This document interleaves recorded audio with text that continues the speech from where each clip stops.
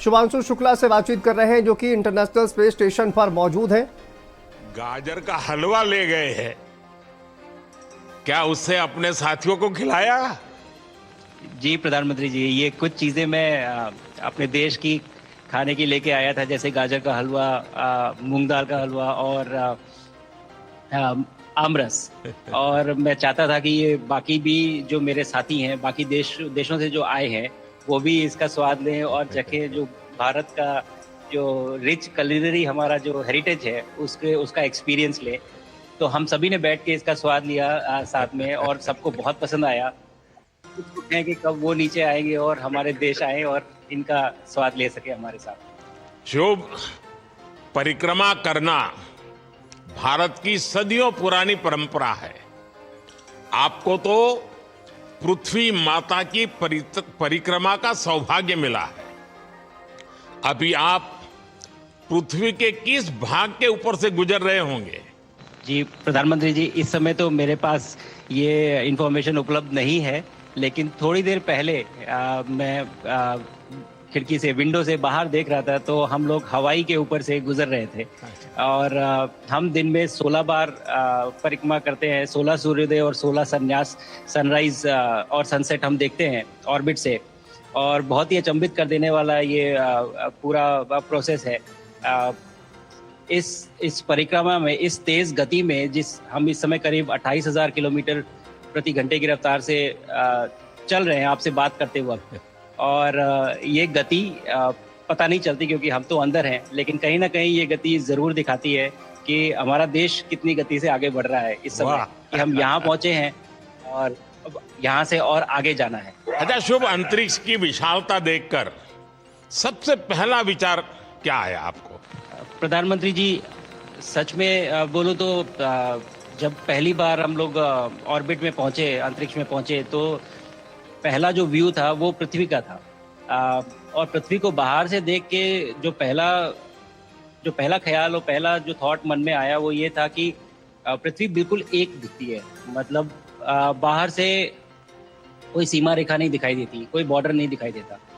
और दूसरी चीज़ जो बहुत नोटिसेबल थी, जब पहली बार भारत को देखा, तो हम मैप पे पढ़ते हैं भारत को, हम देखते हैं बाकी देशों का आकार कितना बड़ा है, हमारा आकार कैसा है, वो मैप पे देखते हैं। लेकिन वो सही नहीं होता, क्योंकि वो एक हम 3D ऑब्जेक्ट को 2D यानी पेपर पे हम उतारते हैं। भारत सच में बहुत भव्य दिखता है, बहुत बड़ा दिखता है, जितना हम मैप पे देखते हैं उससे कहीं ज़्यादा बड़ा। और जो वननेस की फीलिंग है, पृथ्वी की वननेस की फीलिंग है, जो हमारा भी मोटो है कि अनेकता में एकता, वो बिल्कुल उसका महत्व ऐसा समझ में आता है बाहर से देखने में कि लगता है कि कोई बॉर्डर एग्जिस्ट ही नहीं करता, कोई राज्य नहीं एग्जिस्ट करता, कंट्रीज नहीं एग्जिस्ट करती। फाइनली हम सब ह्यूमैनिटी का पार्ट है, और अर्थ हमारा एक घर है, और हम सब के सब उसके सिटीजन्स हैं। शुभांशु, स्पेस स्टेशन पर जाने वाले आप पहले भारतीय हैं। आपने जबरदस्त मेहनत की है, लंबी ट्रेनिंग करके गए हैं।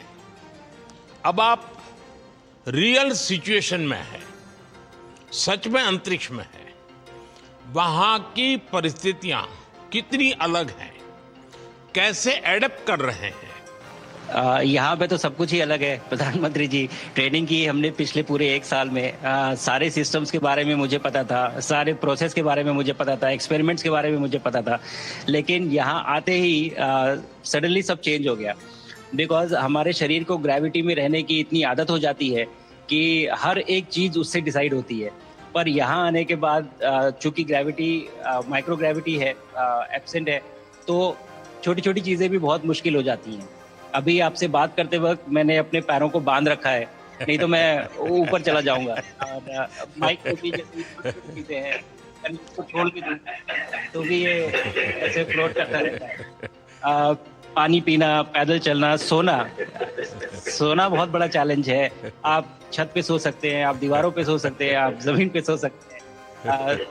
तो पता सब कुछ होता है प्रधानमंत्री जी। ट्रेनिंग अच्छी है, लेकिन वातावरण चेंज होता है तो थोड़ा सा यूज्ड टू होने में 1-2 दिन लगते हैं, बट फिर ठीक हो जाता है। भारत की ताकत साइंस और स्पिरिचुअलिटी दोनों है।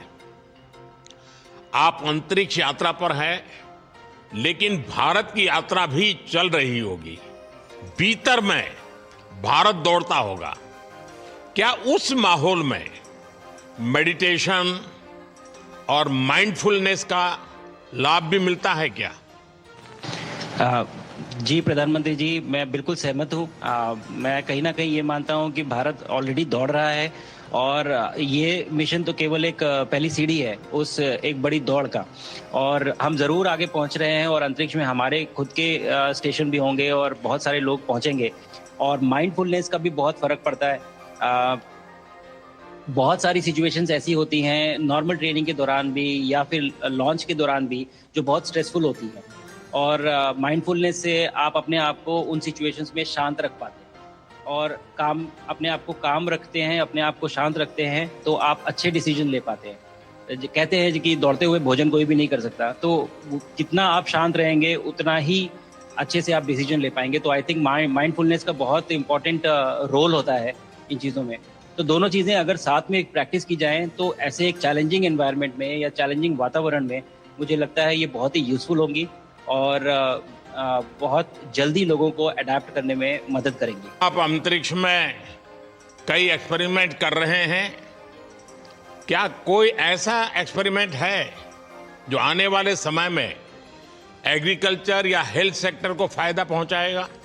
जी प्रधानमंत्री जी, मैं बहुत गर्व से कह सकता हूं कि पहली बार भारतीय वैज्ञानिकों ने 7 यूनिक एक्सपेरिमेंट्स डिज़ाइन किए जो कि मैं अपने साथ स्टेशन पे लेके आया हूं।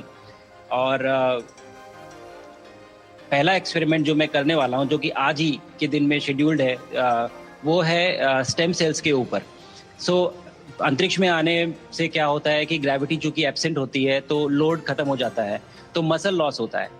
तो जो मेरा एक्सपेरिमेंट है वो ये देख रहा है कि क्या कोई सप्लीमेंट दे के हम इस मसल लॉस को रोक सकते हैं या फिर डिले कर सकते हैं। इसका डायरेक्ट इम्प्लीकेशन धरती पे भी है कि जिन लोगों का मसल लॉस होता है ओल्ड एज की वजह से, उनके ऊपर ये सप्लीमेंट्स यूज़ किए जा सकते हैं। तो मुझे लगता है कि ये डेफिनेटली वहाँ यूज़ हो सकता है।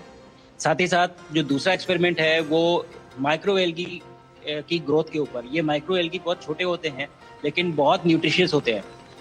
तो अगर हम इनकी ग्रोथ देख सकते हैं यहाँ पे और ऐसा प्रोसेस इजाद करें कि ये ज़्यादा तादाद में हम इन्हें उगा सकें और न्यूट्रिशन हम प्रोवाइड कर सकें, तो कहीं ना कहीं ये फूड सिक्योरिटी के लिए भी बहुत काम आएगा धरती के ऊपर। सबसे बड़ा एडवांटेज जो है स्पेस का वो ये है कि ये जो प्रोसेस है यहाँ पे बहुत जल्दी होते हैं, तो हमें महीनों तक या सालों तक वेट करने की जरूरत नहीं होती। तो इसलिए यहाँ के जो रिजल्ट चंद्रयान की सफलता के बाद देश के बच्चों में, युवाओं में विज्ञान को लेकर एक नई रुचि पैदा हुई। अंतरिक्ष को एक्सप्लोर करने का जज्बा बढ़ा। अब आपकी ये ऐतिहासिक यात्रा उस संकल्प को और मजबूती दे रही है। आज बच्चे सिर्फ आसमान नहीं देखते, वे यह सोचते हैं मैं भी वहां पहुंच सकता हूं। यही सोच, यही भावना हमारे भविष्य के स्पेस मिशंस की असली बुनियाद है। आप भारत की युवा पीढ़ी को क्या मैसेज देंगे? प्रधानमंत्री जी, अगर मैं अपने युवाओं पीढ़ी को आज कोई मैसेज देना चाहूँगा तो पहले ये बताऊँगा कि भारत जिस दिशा में जा रहा है, हमने बहुत बोल्ड और बहुत ऊंचे सपने देखे हैं और उन सपनों को पूरा करने के लिए हमें आप सबकी ज़रूरत है। तो उस ज़रूरत को पूरा करने के लिए मैं ये कहूँगा कि सक्सेस का कोई एक रास्ता नहीं होता कि आप कभी कोई एक रास्ता लेता है, कोई दूसरा रास्ता लेता है। लेकिन एक चीज़ जो हर रास्ते में कॉमन होती है वो ये होती है कि आप कभी कोशिश मत छोड़िए, नेवर स्टॉप ट्राइंग। अगर आपने ये मूल मंत्र अपना लिया कि आप किसी भी रास्ते पे हों, कहीं पे भी हों, लेकिन आप कभी गिव अप नहीं करेंगे, तो सक्सेस चाहे आ जाए या जरूर। मुझे पक्का विश्वास है कि आपकी ये बातें देश के युवाओं को बहुत ही अच्छी लगेगी।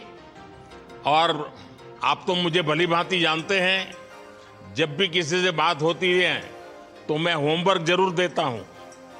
हमें मिशन गगनयान को आगे बढ़ाना है, हमें अपना खुद का स्पेस स्टेशन बनाना है और चंद्रमा पर भारतीय एस्ट्रोनॉट की लैंडिंग भी करानी है। इन सारे मिशंस में आपके अनुभव बहुत काम आने वाले हैं। मुझे विश्वास है आप वहां अपने अनुभवों को जरूर रिकॉर्ड कर रहे होंगे। जी प्रधानमंत्री जी, बिल्कुल। ये पूरा मिशन की ट्रेनिंग लेने के दौरान और एक्सपीरियंस करने के दौरान जो मुझे लेसन्स मिले हैं, जो मुझे सीख मिली है, वो सब एक स्पॉन्ज की तरह मैं एब्जॉर्ब कर रहा हूँ। और मुझे यकीन है कि ये सारी चीज़ें बहुत वैल्यूएबल प्रूव होंगी, बहुत इम्पॉर्टेंट होंगी हमारे लिए जब मैं वापस आऊँगा। और हम इन्हें इफ़ेक्टिवली अपने मिशंस में इनके लेसन्स अप्लाई कर सकेंगे और जल्दी से जल्दी उन्हें पूरा कर सकेंगे। बिकॉज़ मेरे साथी जो मेरे साथ आए थे, कहीं न कहीं उन्होंने भी मुझसे पूछा कि हम कब गगनयान पे जा सकते हैं, जो सुन के मुझे बहुत अच्छा लगा और मैंने बोला कि जल्दी ही। तो मुझे लगता है कि ये सपना बहुत जल्दी पूरा होगा और मेरी जो सीख मुझे यहाँ मिल रही है, वो मैं वापस आके उसको अपने मिशन में पूरी तरह से 100% अप्लाई करके और उनको जल्दी से जल्दी पूरा करने की कोशिश करेंगे। शुभांशु, मुझे पक्का विश्वास है कि आपका ये संदेश एक प्रेरणा देगा। और जब हम आपके जाने से पहले मिले थे, आपका परिवारजन के भी दर्शन करने का अवसर मिला था और मैं देख रहा हूं कि आपके परिवारजन भी सभी उतने ही भावुक है, उत्साह से भरे हुए हैं। शुभांशु, आज मुझे आपसे बात करके बहुत आनंद आया। मैं जानता हूं आपकी जिम में बहुत काम है और 28,000 किलोमीटर की स्पीड से काम कर रहे हैं आपको, तो मैं ज़्यादा समय आपका नहीं लूंगा। आज मैं विश्वास से कह सकता हूं कि ये भारत के गगनयान मिशन की सफलता का पहला अध्याय है।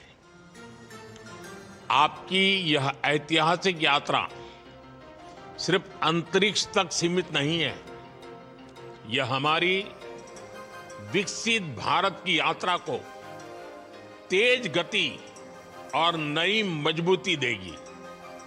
भारत दुनिया के लिए स्पेस की नई संभावनाओं के द्वार खोलने जा रहा है। अब भारत सिर्फ उड़ान नहीं भरेगा, भविष्य में नई उड़ानों के लिए मंच तैयार करेगा।